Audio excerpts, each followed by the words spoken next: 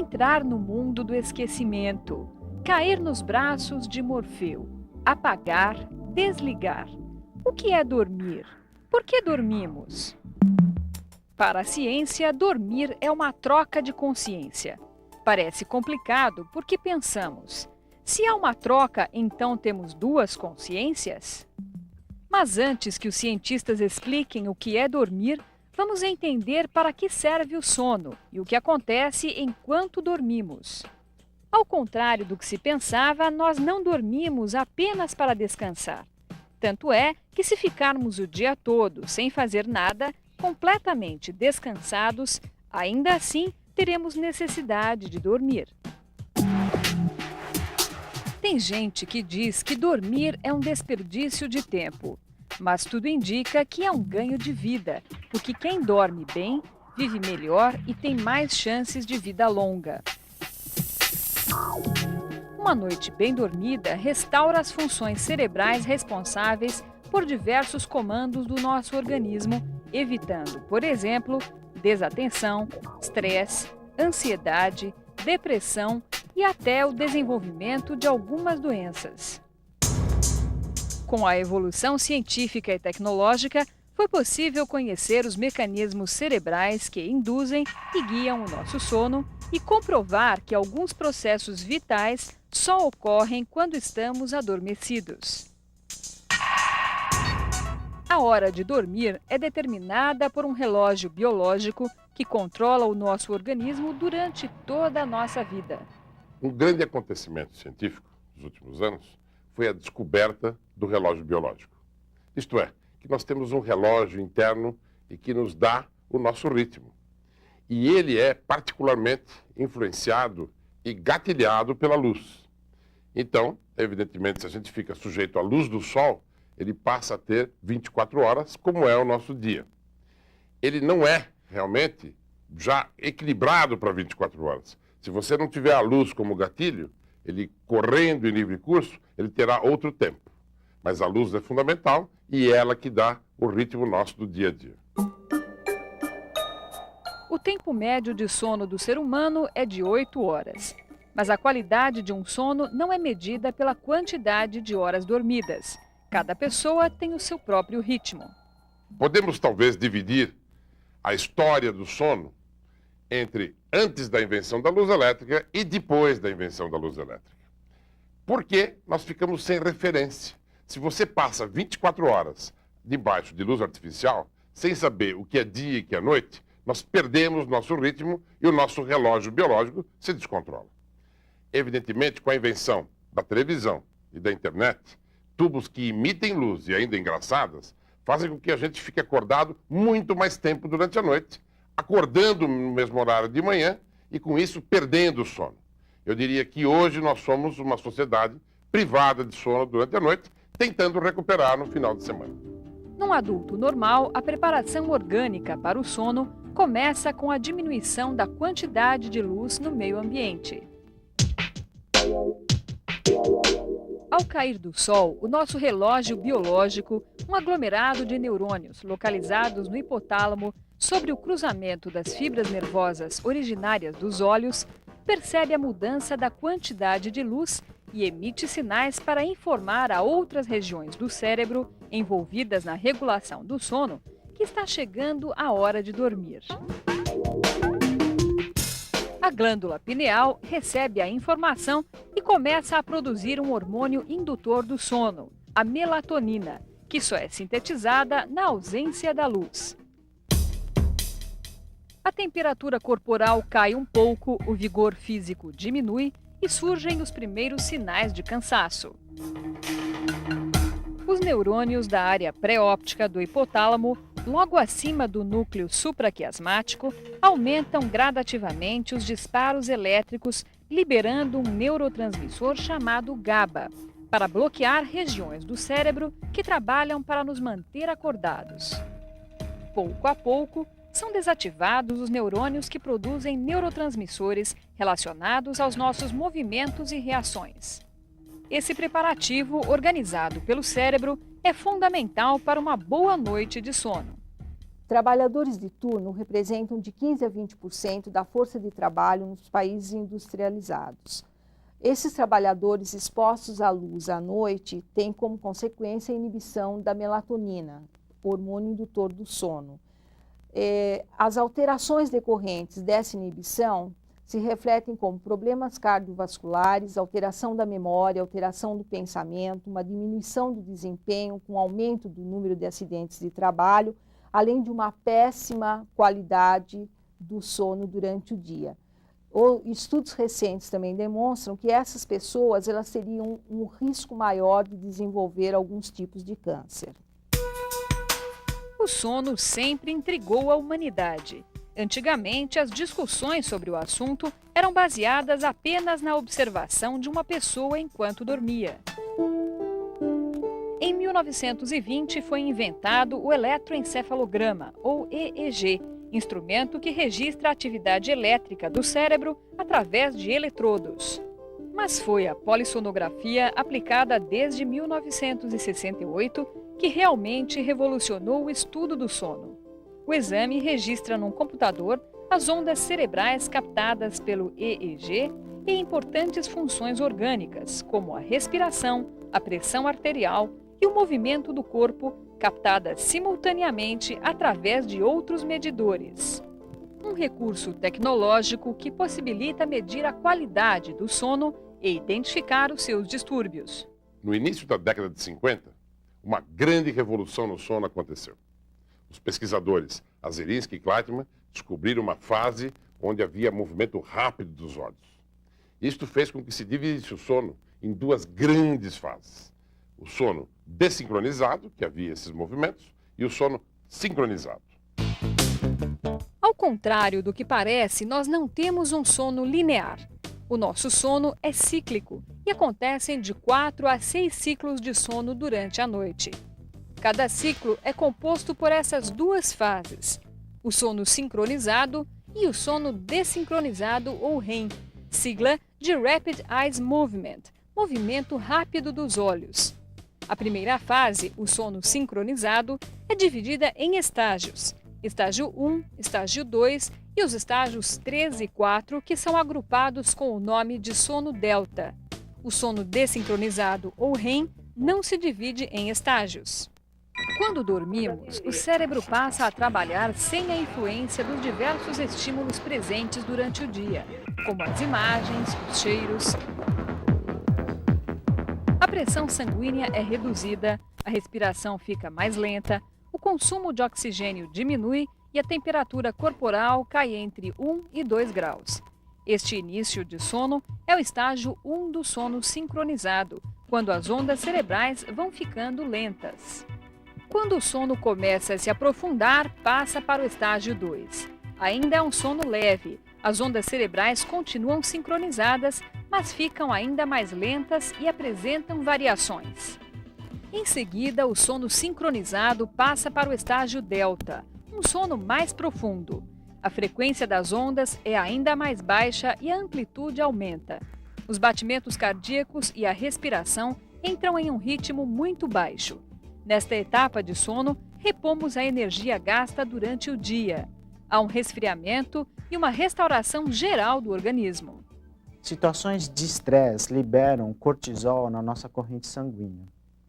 O excesso desse hormônio prejudica o sono delta e isso explica por que pessoas estressadas dormem mal.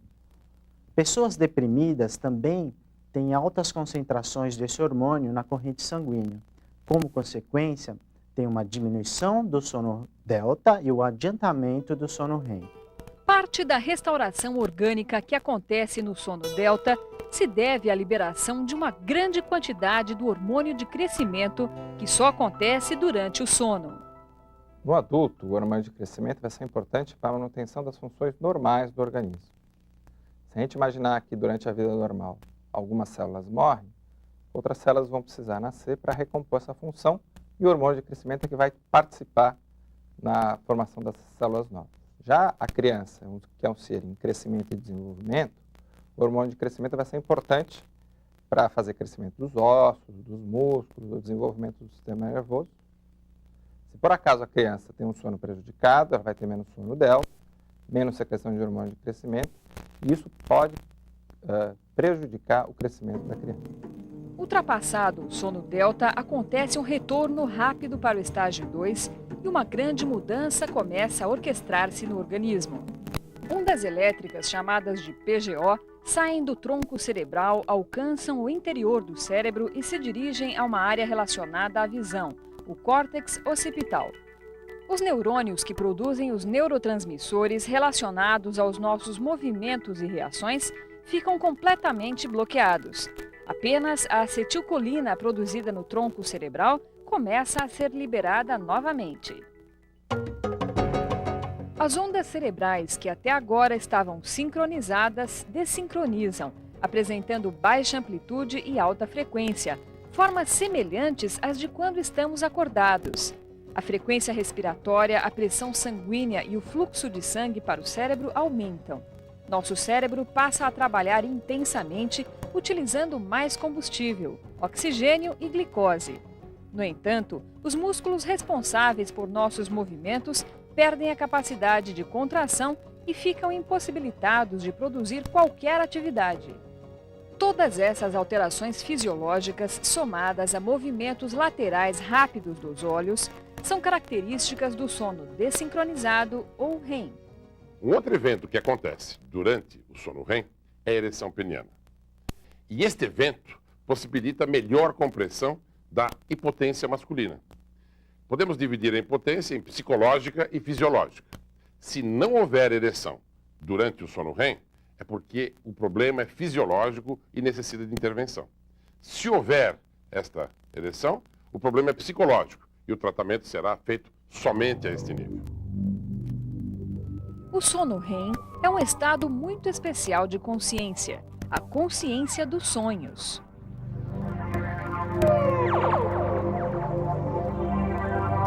A intensa atividade elétrica e metabólica do cérebro, mais o movimento dos olhos, que acontece durante o sono REM, são evidências de que sonhamos durante essa fase do sono. Além disso, quando acordamos pessoas durante esta fase do sono, elas podem lembrar claramente o conteúdo do sonho. Existem evidências indicando que o relaxamento da musculatura que ocorre durante o sono REM seja fundamental para que naquele momento o indivíduo não manifeste a ação do sonho. Por exemplo, se você sonha que você está correndo num parque, é importante que nesse momento você tenha um relaxamento da musculatura, caso contrário, você sairia correndo pela casa. Os sonhos ainda são um grande mistério para a ciência. Aristóteles, em seus estudos, chegou à conclusão de que eles não são místicos nem míticos, que são fenômenos naturais e que têm estreita ligação com os acontecimentos diários. Uma contribuição que os cientistas de hoje ainda agradecem. Era comum pensar-se que durante um sonho as pessoas conversavam com os deuses, ou então que os sonhos tinham por objetivo comunicar-se com os mortos. Eram teorias desse tipo, todas infundadas, absolutamente infundadas, que constituíam o principal pensamento a respeito do significado dos sonhos.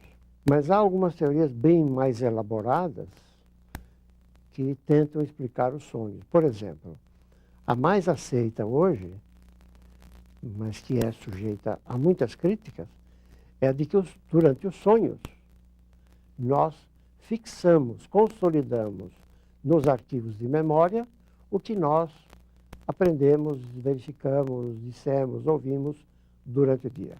Uma pergunta muito comum que nos acontece no dia a dia é: o que é dormir? Muitos pensam que dormir é descontatuar do ambiente, é desligar os sentidos. A gente não estaria vendo, não estaria ouvindo, não teria mais tato, e isso seria o ato de dormir. Hoje está claro e provado que os sentidos continuam intactos. Tanto que quando a gente sonha, os estímulos de fora influenciam o sonho. Por exemplo, se você colocar água no indivíduo que está sonhando, esborrifar água, ele começa a sonhar com água. Durante a manhã em que a gente sonha, acorda, e não está muito feliz com o sonho, é possível retocar esse sonho, provocar um final mais feliz. Dessa maneira, fica clara, primeiro, que o sonho é influenciável. Segunda, que há 2 níveis de consciência, um do alerta e um do sonho, que se revezam todos os dias. Dessa maneira, a ciência pode mostrar hoje que dormir, provavelmente, é uma troca de consciências. Tudo que o sistema nervoso identifica pelo processo consciente gera um comportamento. Isto é, o organismo faz alguma coisa em função daquilo. Então, se eu sonhei com uma Ferrari vermelha deslocando-se da direita para a esquerda, o sonho, o comportamento que a gente chama de comportamento onírico, mais óbvio, é eu seguir com os olhos a Ferrari deslocar-se da direita para a esquerda. E é isso que causa os movimentos oculares. Na nossa espécie, a maioria dos sonhos tem componentes motores expressos como movimento dos olhos. Por quê? Porque nós somos uma espécie animal eminentemente visual. Do início do estágio 1 do sono sincronizado até o final do primeiro episódio de sono REM, é concluído um ciclo de sono. Cada ciclo de sono dura, em média, 1h30. Na primeira metade da noite, o sono sincronizado dura mais tempo. Na segunda metade, os episódios de sono REM vão ficando cada vez mais longos, ocupando praticamente todo o último ciclo do sono antes do nosso despertar. As necessidades de sono variam de acordo com o decorrer da vida.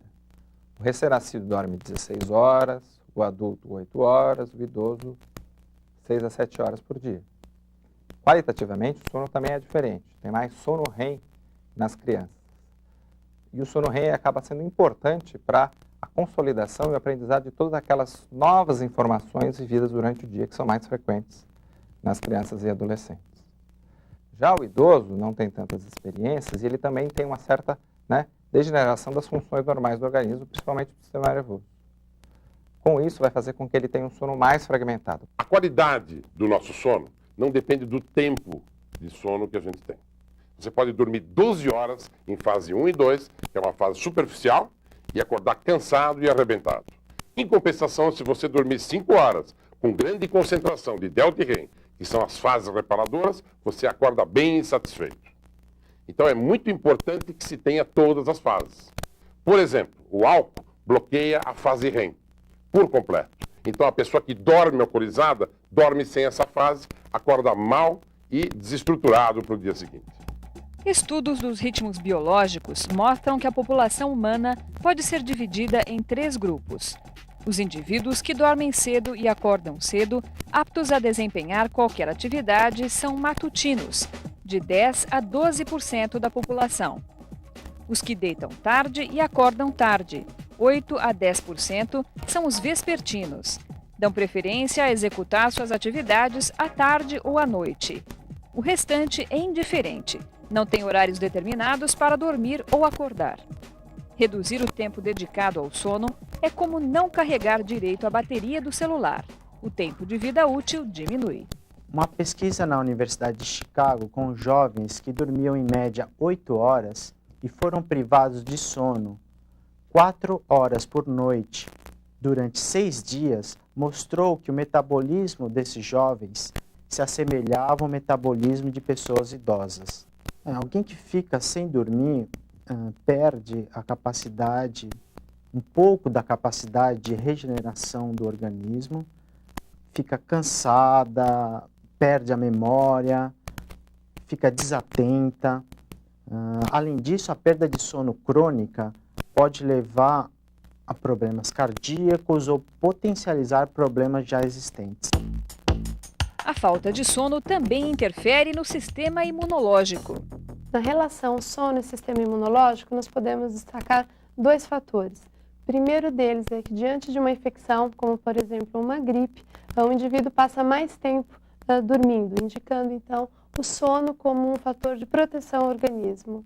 Um segundo ponto é que, na ausência do sono, diante de uma privação de sono, o indivíduo ele fica mais suscetível a uma doença. Esse dado pode ser também observado em animais, em que diante de longos períodos de privação de sono, esse animal pode morrer e uma das causas atribuídas a isso é uma infecção generalizada, indicando então que há um envolvimento do sono e do sistema imunológico. Quando você perde uma noite de sono, não se preocupe, Na noite seguinte, você consegue recuperar totalmente a noite anterior, por um processo que se chama rebote.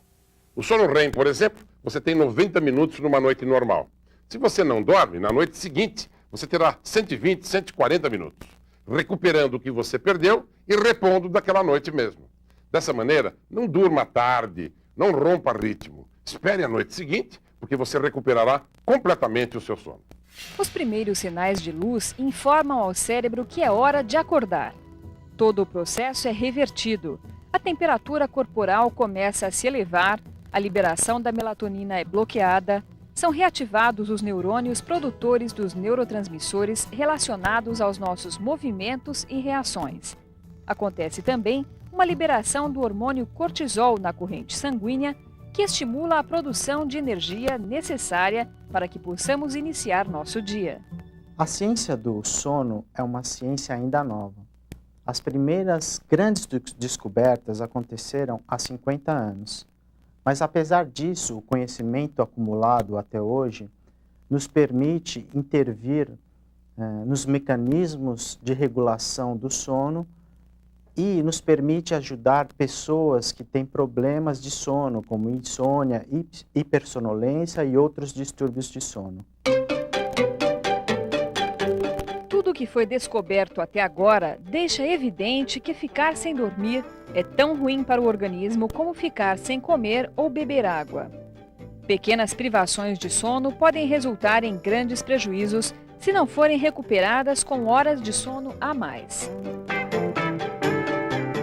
Se o sono evolui tranquilamente, se o organismo passa por todos os ciclos do sono necessários para uma perfeita restauração, e se as informações recebidas no dia anterior são armazenadas de forma adequada no cérebro durante o sono REM, nós estamos prontos para acordar e enfrentar um novo dia com muita disposição.